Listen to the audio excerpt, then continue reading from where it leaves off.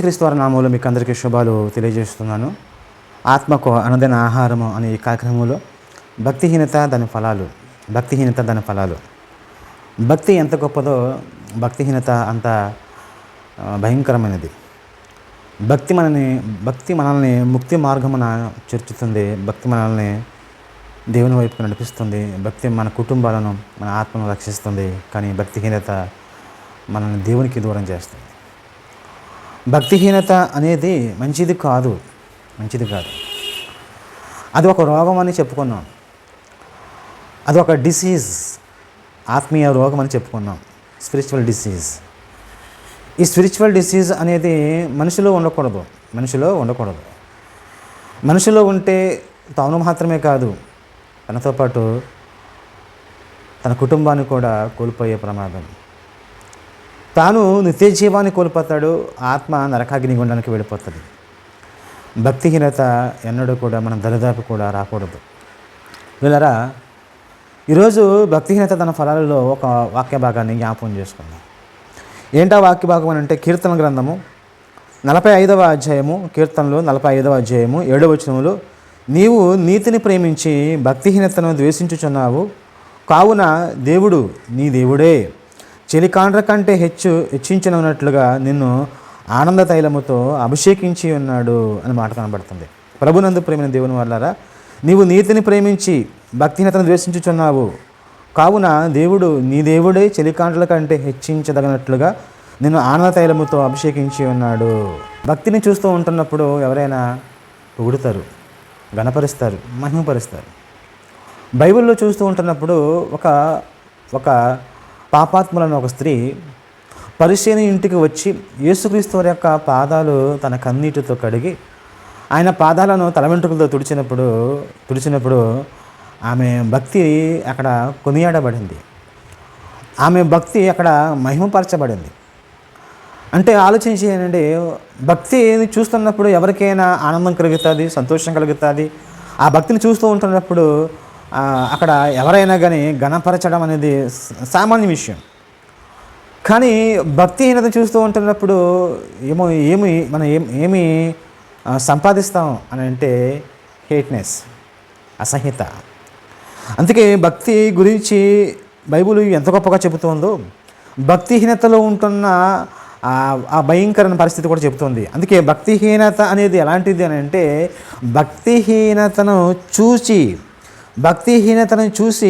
నువ్వు ద్వేషిస్తున్నావు అంటే భక్తిహీనతను ద్వేషించే స్థితి ఉంది. భక్తిని పొగుడుతాం. భేద విధవరాలు చేసిన ఆ రోజు మందిరంలో చేసిన ఆ భక్తి 2 కాసులు ఇచ్చింది, దేవుణ్ణి ప్రేమించింది. ఆ భక్తికి అందరూ మరి ఒక రకంగా చెప్పాలంటే ఫిదా అయిపోయారు. భక్తి ఇప్పుడు కూడా మన జీవితంలో ఉంటే ఘనపరచబడతాం, మహిమపరచబడతాం. హేబేలు తన భక్తిని చూస్తూ ఉంటున్నప్పుడు అది చాలా గొప్పగా ఉంది. అందుకే దేవుడు నీతిమంతుడైన హేబేలు అర్పణ అనే మాట బైబిల్లో మనకి చాలా క్లియర్గా కనపడుతుంది. దేవుడు అక్కడ అతని అర్పణ లక్ష్య పెట్టాడు అని అంటే, అతన్ని దేవుడు మెచ్చుకున్నాడు అని అంటే అతని భక్తి. కయ్యను ద్వేషింపబడుతున్నాడు. కయ్యను ఎందుకు ద్వేషింపబడుతున్నాడు అంటే తన భక్తి, తనలో ఉంటున్న ఆ భక్తిహీనత ద్వేషింపబడుతుంది. దేవుణ్ణి సరిగ్గా ప్రేమించలేని, సత్క్రియలు సరిగ్గా చేయలేని ఆ స్థితిని ద్వేషింపబడుతున్నాడు. ఎప్పుడైతే భక్తిహీనతను దేవుడు ద్వేషిస్తున్నాడో, ఏమండి దేవుడు నా తమ్ముడిని మెచ్చుకున్నాడు, నన్ను మెచ్చుకోలేదు, నా తమ్ముడిని గణపరిచాడు, నన్ను గణపరచలేదు అని అనుకుని తమ్ముడి మీద పగబట్టి తమ్ముడిని చంపిన భయంకరమైన పరిస్థితి భక్తిహీనత కలిగిన కయ్యూనిది. అందుకే బైబిల్లో మనకి ఏమైనా కనబడుతుందంటే మనము కయ్యూని వంటి వారమే ఉండరాదు. అతని క్రియలు చెడ్డవి అంటే భక్తిహీనత క్రియలవి, మంచి క్రియలు కావవి. మన బైబిల్లో చూస్తున్నప్పుడు భక్తిహీనతను ద్వేషించుచున్నావు. భక్తులు భక్తిహీనతను ద్వేషిస్తారు, నీతిమంతులు భక్తిహీనతను ద్వేషిస్తారు, దేవుడు భక్తిహీనతను ద్వేషిస్తాడు. ఏమంటే ఆలోచించేయండి, ద్వేషింపబడతాము. భక్తిహీనత ఉంటే ద్వేషింపబడతాము, పొగడబడము. సరిగ్గా ప్రార్థన చేయలేకపోతున్నాము, సరిగ్గా పాటలు పాడలేకపోతున్నాము, సరిగ్గా వాక్యానికి రాలేకపోతున్నాము, సరిగ్గా వాక్యాన్ని వినలేకపోతూ ఉన్నాము, ఆరాధన సరిగ్గా చేయలేకపోతూ ఉన్నాము, దేవుణ్ణి సరిగ్గా ప్రేమించలేకపోతూ ఉన్నాము. భక్తిహీనత ఇది. ఈ భక్తిహీనత మన జీవితంలో ఉంటే ఏం జరుగుతుందనంటే మనము ద్వేషింపబడతాము. భక్తిహీనత కలిగే లాభం, భక్తిహీనత దాని యొక్క ఫలం ఏంటంటే బైబిల్ చెప్తుంది, ద్వేషింపబడతావు. నువ్వు చాలాసార్లు సంఘాల్లో కొంతమంది అలుగుతూ ఉంటారు. ఎందుకు అలుగుతారు అని అంటే, ఏమంటే పాస్టర్ గారు ఎలాగా, పాస్టర్ అమ్మగారు ఎలాగా, లేదంటే వాళ్ళు ఎలాగా అని చెప్తూ ఉంటారు. నీ భక్తి నీ దగ్గర ఉన్నప్పుడు ఎవరు నిన్ను ఇబ్బంది పెట్టరు. నీ భక్తి నీతో ఉంటున్నప్పుడు ఏమంటే నేను ఎవరు కూడా గాయపరచరు. నువ్వు భక్తిహీనుడిగా బ్రతుకుచూ ఉన్నావు కనుకనే వాళ్ళ మాటలు నీకు గుచ్చుకుంటున్నాయి, వాళ్ళ మాటలు నీకు ఏదో నిందల్లా కనబడుతూ ఉన్నాయి. కానీ నీలో ఉన్నది భక్తిహీనత అనే లోపం. ఆ లోపాన్ని సరిచేసుకోవాలి. నువ్వు ఎందుకు ద్వేషింపబడుతూ ఉన్నావనంటే ఒకటే కారణము, ఎందుకు ద్వేషపడుతున్నావు ఒకటే కారణం, నీ భక్తిహీనత వల్ల నువ్వు ద్వేషింపబడుతున్నావు. నీలో సత్క్రియలు లేవు, భక్తి క్రియలు లేవు కదా. కయ్యను ఎందుకు ద్వేషింపబడుతున్నాడు, ఎందుకు అతను చేసిన క్రియలు ఎందుకు ద్వేషింపబడుతున్నాయి, తరతరాలు గతించకపోయినా, ఎంతో కాలం గతించకపోయినా కానీ మనము కయ్యను వంటి వారమై ఉండరాదు అనే మాట ఎందుకు వ్రాయబడి ఉందంటే, భక్తిహీనుడిగా అతను బ్రతికాడు గనుక, భక్తిహీనపు క్రియలు అతను చేశాడు కనుక అతను ద్వేషింపబడుతున్నట్లుగా మనకు బైబిల్లో కనబడుతుందండి. హేబేలు ఎందుకు కనపరచబడ్డాడు, దేవుని చేత ఎందుకు శబాష్ అనిపించుకున్నాడు, ఒక్కటే కారణము ఏంటయ్యానంటే ఏమండి, భక్తిహీనత క్రియలు అతనిలో లేవు కనుక. ఒక పాపాత్మురాలైన స్త్రీ ఎక్కువగా దేవుణ్ణి ప్రేమించిందని మాట వ్రాయబడి ఉంది. అందుకే ఆమె ఎక్కువ చేసిన పాపలు క్షమించబడ్డాయని వ్రాయబడి ఉంది. భక్తి ఏమండి దేవుని మనల్ని చూసి మెచ్చుకునేటట్లుగా ఆయన మారిపోతాడండి. భక్తిని చూసి ఆయన ముగ్ధుడైపోవాలి, మన భక్తిని చూసి ఆయన పరవశంలోకి వెళ్ళిపోవాలి, ఆయన మహిమపరచబడాలి, మన భక్తిని చూసి ఆయన ఆనందముల్లో తేలిపోవాలి. కానీ తేలిపోతున్నాడు అంటే లేదండి. ఈరోజు క్రైస్తవ సమాజం చూస్తూ ఉన్నప్పుడు ఏమండి భక్తిని కనపరుస్తున్నాం మనకు చెప్పుకుంటూ భక్తిహీనత బంధంలోనికి వెళ్ళిపోతున్నాడు అని ఆలోచన చేసుకోవాలి. పిల్లలు ఆలోచన, బైబిల్ ఎంత స్పష్టంగా చెబుతుందో ఒకసారి మీరు జ్ఞాపకం చేసుకోండి. బైబిల్ ఎంత గొప్పగా వాక్యము చెబుతుందో మనం జ్ఞాపకం చేసుకోవాలి. నీవు నీతిని ప్రేమించి భక్తిహీనతను ద్వేషించుచున్నావు. ఎందుకు భక్తిహీనత ద్వేషింపబడుతుంది? ఎందుకనంటే అది మంచిది కాదండి. అది మంచిది కాదు. పూర్వకాలములో కుష్ఠరోగుల్ని దూరంగా ఉంచేవారు. దానివల్ల సమాజం అపవిత్రతగా మారిపోతుందని చెప్పేసి. భక్తిహీనత కూడా ఎలాంటిది అని అంటే ఏమంటే అది ఒక రోగం. అది ఆ రోగం వల్ల ఏమండి సమాజంలో ఉంటున్న వారు కూడా ఇబ్బంది పడతారు, సేవ ఇబ్బంది పడుతుంది, సేవకులు ఇబ్బంది పడతారు, ఏమండి చివరికి నీ కుటుంబం కూడా ఇబ్బంది పడుతుంది, చివరికి నిత్య నరకానికి వెళ్ళిపోయే ప్రమాదం ఉంటుంది. అందుకే భక్తిహీనతలో నుంచి నీవు విముక్తుడవు కమ్ము, భక్తిహీనత బంధముల నుంచి నీ విడుదల కమ్ము. భక్తిహీనత అనేది నీ జీవితాన్ని ఏమండి ఛిద్రం చేస్తామంటది. నువ్వు అందరి చేత ద్వేషింపబడతావు, అందరి చేత అవహేళన చేయబడతావు. కయ్యను సంగతి ఆలోచించేయండి. పిల్లలు ఆలోచన చేసుకునండి. భక్తిహీనులుగా యోబు యొక్క స్నేహితులు కనపడతారు బైబిల్ యోబు గ్రంథంలో. భక్తిహీనులుగా యోబు స్నేహితులు కనపడుతూ ఉన్నారు. వాళ్ళు ఏదో భక్తిపరులుగా చలామణి అవుతూ యోబుని భక్తిహీనుడిగా లెక్కేసుకున్నారు. కానీ వారి క్రియలను బట్టి వారే భక్తిహీనులుగా దేవుడు నిర్ణయం చేశాడు. అందుకే దేవుడు యోబు స్నేహితులతో ఏమంటున్నాడు అంటే, నీ స్నేహితులని యోబు మీకోసం ప్రార్థన చేస్తే మిమ్మల్ని క్షమిస్తాను అని అంటున్నాడు. చూడండి, ఆలోచించండి. ఏమంటే భక్తిహీనత ఉంటే దేవుడు ద్వేషిస్తాడు, భక్తిహీనత ఉంటే భక్తులు ద్వేషిస్తాడు, భక్తిహీనత ఉంటే ఏమండి నీతిమంతులు ద్వేషిస్తారు, సమాజం కూడా ద్వేషిస్తుందండి. సమాజం కూడా నిన్ను ద్వేషిస్తుంది.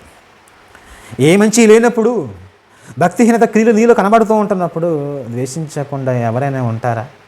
అందుకే భక్తిహీనతను దేవుడు ద్వేషిస్తున్నాడు, భక్తిహీనతను క్రీస్తు వారు ద్వేషిస్తున్నాడు, భక్తిహీనతను బైబిల్ ద్వేషిస్తుంది.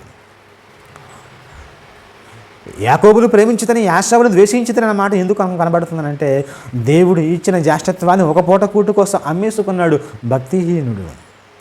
అతని గురించి బైబిల్లో ఏమైనా రాయబడి ఉంది అని అంటే వ్యభిచారి అంటున్నాడు, వ్యభిచారి అంటున్నాడు. శ్రేష్టమైన వాటిని ఏమంటే తుచ్చమైన వాటి కోసం వదిలేసుకున్న ఈ యాషాబు భక్తిహీనుడు కాక మరి ఇంకేమవుతాడు?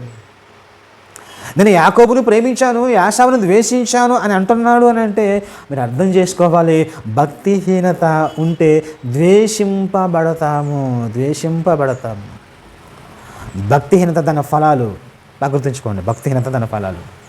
భక్తిహీనత యొక్క ఫలము ఏంటంటే ద్వేషింపబడతావు. దేవుని చేత, మనుషుల చేత, భక్తుల చేత, నీతిమంతుల చేత, పరిశుద్ధుల చేత, సంఘము చేత నువ్వు ద్వేషింపబడటానికి గల కారణం ఏంటంటే నీలో ఉన్న భక్తిహీనత. తొలగించుకో, తీసివేసేసుకో, శుభ్రపరచుకో, నీవి క్లీన్ చేసుకో.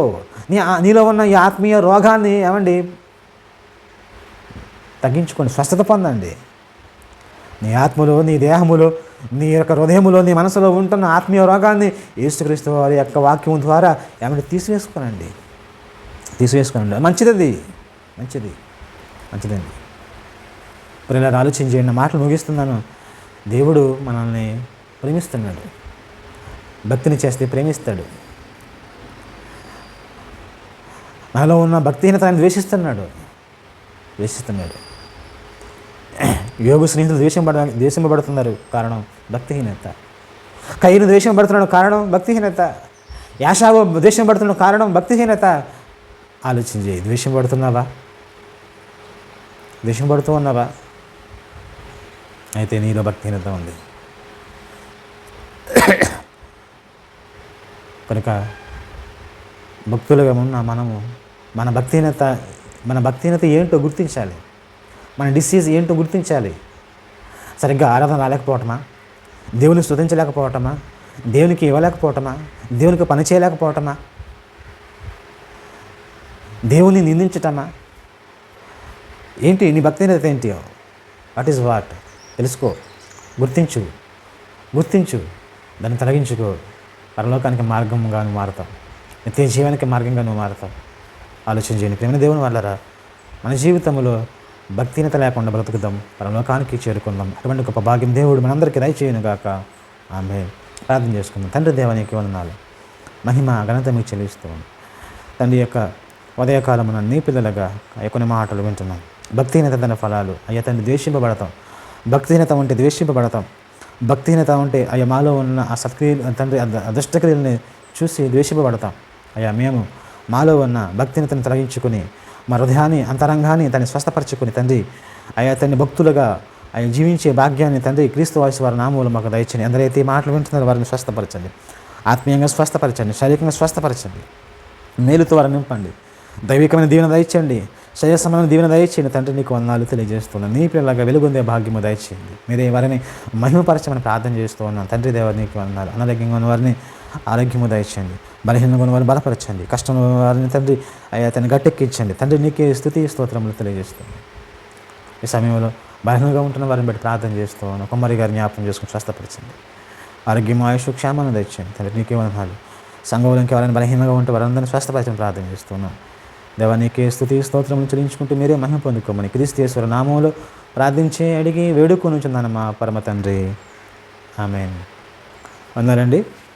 ప్రభునందు ప్రియమైన దేవుని వాళ్ళారా, ఆత్మకు అన్నదైన ఆహారం అనే కార్యక్రమాన్ని తప్పకుండా వీక్షించండి. అనేకులకు ఈ విషయాన్ని షేర్ చేయండి. దేవుడు మిమ్మల్ని, మీ కుటుంబాన్ని దీవించును గాక. God bless you. Thank you very much. ధన్యవాదాలు.